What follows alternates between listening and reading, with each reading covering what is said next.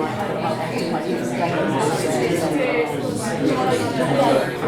think we'll make a start if that's okay. Sorry, I'm rubbish at shouting. Thanks very much for coming tonight. I'm Anna, the Resilience Manager at Frome Town Council and also part of Sustainable Frome. So we thought combining the two tonight would be really good.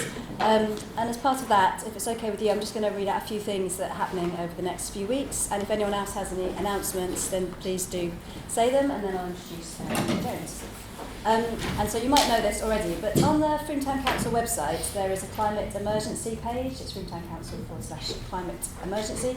And that we try and list a lot of the stuff that's going on, generally around climate on there. So, for example, you might know this already, but in half term, there's a lot of tree planting going on. So we're planting 500 whips at Birch Lane on the 18th of February, 800 on Wednesday at Waylands, and we'd love lots of people. We've already had loads of people booked for that, which is brilliant.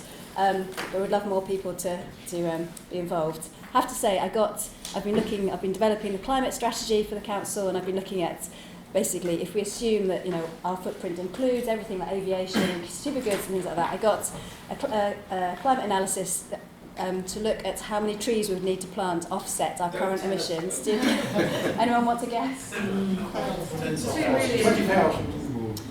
38 million. 1 year? Or That's just 1 year's worth? Or In total, it's 16 kilometres by 16 kilometres. So we need to do everything, not just tree planting. I mean, there's so many benefits anyway to tree planting, aren't there? But yes, it was a bit like, oh my gosh, we thought we'd had it, well, partly sorted, but anyway, but please do that as well. On Tuesday the 25th, we've linked with the National Energy Agency, who do brilliant free training courses to enable people to reduce their energy bills in their home, and particularly looking at, first of all, how you can reduce emissions in your own home and help other people too. And then in the afternoon, looking at what the behavioural barriers can be, how we actually get the message across effectively to enable people to make a change. So that should be really good. And again, that's on the website. On the 23rd of February, we've got Repair Cafe. If you've got anything that you need fixed, whether it's closed, I had my toaster fixed there a couple of months ago, which was really good. Anything like that, do come along and do book a space. Nick? It's also an upcycle cafe at the same time. Oh, is it? Yeah, they're making plant pots, and they're making a draft excluder, just in time. Yeah.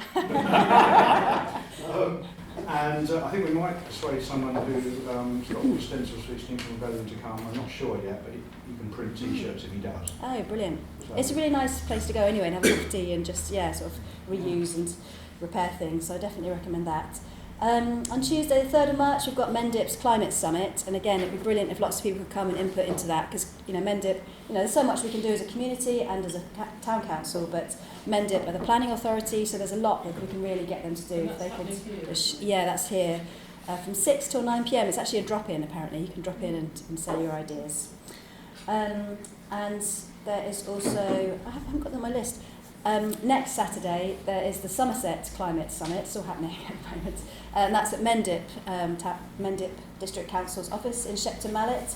And again, it's a drop-in to sort of say what you think their priorities should be, and again, they're a massive stakeholder. They're in charge of highways, they're in charge of things like on-street parking and whether we can have electric charge points for vehicles, they're in charge of schools, they have loads of buildings that they could influence. So again, it's a really good opportunity to link with them. But if you can't make the event, there's also an online survey, which again, it'd be brilliant if people could input. It's not too onerous, and they're going to use that as the basis of their climate emergency plan. So please do that if you can. And then a few other quick things, on Wednesday, the 18th of March, we're bringing out the Frome's Climate Strategy and Action Plan to Council and also asking for some more money to implement it. So if anyone wants to come along to support that, that'd be brilliant too. And what else? Oh, and a couple of other things like Bristol Airport expansion, as you might know, it's up for planning at the moment, and you can contest it or submit.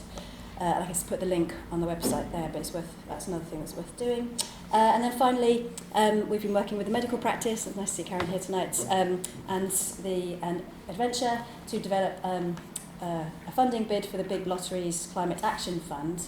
And we've been selected. There was 643 applicants, and we've been selected as one of 40 to go through to the next stage. And if we get the funding, we get up to £2.5 million to do climate stuff in Frome over the next few years. The tree guards then. That will plant the 38 million that we need. Just relax then. I'll carry on flying. But yeah, so that, again, I can put a link on our website about that. But one of the key things we're looking at is sort of how do we get people more engaged with it? You know, the people that aren't necessarily in this room. And health is obviously a key way that we can really link people in. You know, if you get a note from your doctor, or if your doctor's talking to you about some of these impacts, and all the, I mean, so many of these things are linked with health, aren't they? You know, when you're active travel is brilliant for your health. Being in nature is, eating good food. All of those things are so interrelated. So. And today it'd be great if we kind of, when we're talking about how we communicate, maybe we could also think about how we could integrate some of these ideas into that programme too. So, thank you very much. Oh, and there's some books that there's on the side that anyone can take from Sustainable Frome.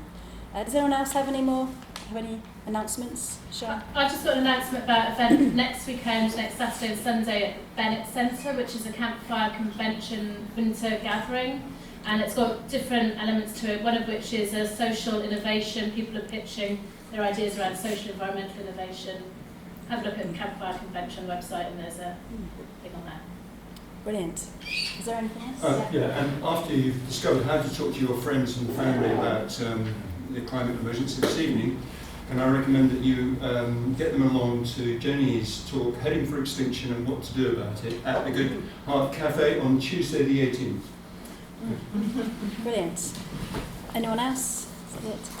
Brilliant. Okay, well, thanks very much, and thanks so much to Nikki Jones, who many of you may have heard talk before. She came, I think, once a month for almost a year, wasn't it? It felt like it. I think it was only 6 weeks, but it felt like a year. No, it was over 10 months. Was it? Yeah, it was, yeah. Talking about, and she says she's a specialist in energy and climate change and doing amazing things with solar and trees and things. So thank you so much for coming. And if anyone has a donation to give to Avon who needs trees, that would be brilliant. She's doing it voluntarily. Thank you. Thank you very much, and thank you for inviting me. Can I just ask actually how many people came to the series of talks I did give before? Just so how many of you kind of know who I am? One or two of them? Yeah, okay, all right. Well, I won't bother trying to explain who I am or what I do, but basically my background is energy. Before I get going, I'm just going to tell you about very, very briefly about this pet project, this charity that I've just set up, which if you enjoy this evening, if you find it useful, you want to give a contribution, this is where it's going to. It's Avon Needs Trees, and that's for a reason, because we are ants doing small things and hopefully achieving big things. But the reason, I just show you this map because obviously it includes Frome, and you may have seen it before, but I found it quite shocking when I first saw it with the Environment Agency. The point is that dark green is our existing woodland, and you can see just how little of it we have in our catchment area. This is obviously beyond the political boundaries. This is the Bristol Avon catchment area, with all those rivers going down through our towns and cities and down to Bristol at the bottom, which of course, as we saw last September, had that problem of tidal lock. A high incoming tide and heavy inundation from inland and nowhere for the water to go. So Bristol was flooding. And that's what we're increasingly at risk of. So the Environment Agency are saying plant as much as you can, particularly in the high catchment area. Plant everywhere, but plant the high catchment area, really stop and slow that water moving into our river system at all. And so I stupidly took them at their word, and so I've set up this charity, Avon Needs Trees, and we are looking to buy land. So unlike many of you at the tree planting projects you know that are planting on other people's land, we want to make sure that this forest is permanent. That's not to say other tree planting organisations aren't doing a fantastic job, but we want to make sure this is permanent. So we've taken the big challenge of buying the land, and we're just, this is our first purchase between Chippenham and Calne on the River Marden. It's a fantastic mixed habitat on the river with a long river frontage. It's going to cost us to buy $325,000, but we've already got $280,000 in just 7 months. So we're on the homeward stretch to buying this. We really hope to be able to buy this in spring, and then we hope this to go on and buy more. So we're only going to ever be a tiny part of this solution, but it's, I guess, our way of giving a positive focus to the fact we need to adapt as well as mitigate. So if anybody wants to know more, please look on the website. Oh, can I just say one of our little fundraising strategies, just because Valentine's Day is coming up and so on, you can buy, £2.50 buys a square metre of land. And if you need to send a card to somebody for Valentine or Mother's Day or birthday or thank you or whatever, we will send it out for you if you would like. I've brought some with me this evening. It's a minimum of £10, which buys 4 square metres, and we'll send them out to your loved one and whatever. So there we go. Anyway, little plug is over. Okay, on to the main part of the evening, talking to friends and family. I've put climate change, but I'm very glad to hear you talking about it as a climate emergency. I should stop using climate change because I think that's far too flaccid for what we need to be talking about now. What I do want to say, again, a little aside before we get going, because obviously the reason that I'm doing this is because I'm not a psychologist or psychotherapist, okay? I'm doing this because I give talks all over the place and I put out a news email, and over the last year in particular, I found more and more people contacting me, either coming up to me at the end of talks or emailing me afterwards and just saying, what do I do? My 13-year-old daughter is so depressed she won't go to school. She's the alien in the class. I can't talk to my colleagues. I can't talk to my brother anymore. All this sort of thing. So I kind of just was becoming horribly aware that in amongst our own grief going on, that there's this added thing about not being able to talk about it with our nearest and dearest. So I'm honestly not going to pretend to have all the answers. This is a workshop. You're going to have to do quite a bit of the work and exchange a lot of ideas. But before we get going, what I did want to give you, because many of us are feeling very, very challenged and down at the moment, I just want to tell you 2, which you probably know, in fact, 2 really, really good pieces of news, which is just how much the financial world is moving at the moment, and it is extraordinary. The move away from investment in oil and gas has really picked up a pace in the last 6 months. You know, we've got big hedge funds like Redburn saying, basically, oil, it's time to sell. You know, Shell's profits were down 50% in the last quarter. Okay, there is massive movement going on here, so just take heart on that. And of course I could do a whole lecture on that, but I won't. And the other thing, I just like this one because I think again it makes that point. We don't have to have everyone on board to solve this. Just the fact that we've had a 3% drop in domestic flights in Sweden has become an existential crisis for the aviation industry. This is what they're focused on now.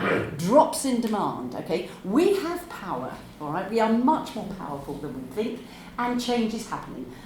Whether change happens fast enough and so on is very much down to us, and, you know, we're all here working on it. But I just wanted to give you some, what I think are positives, okay? So, as I say, I'm doing this because people tell me they're feeling lonely and isolated. I think, in particular, I hear problems all the time, but talking to children is a particular problem.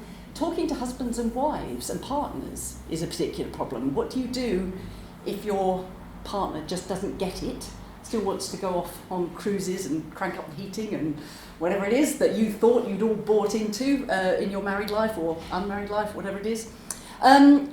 What I would say, of course, is, okay, I've said it, I'm not a psychotherapist. There is no pressure tonight for you to talk about personal information, and I would really counsel you to be careful about the personal information you share tonight, okay? I cry over climate change, I will tell you. Every now and again I have a big blub. I read another headline, it hits me, I cry. I'm sure you all do. I'm going to cry now. If there are tears tonight, we'll deal with it. But you know, whatever. All I'm saying is be careful about what you say tonight, and of course allowing everyone to speak on your tables and so on.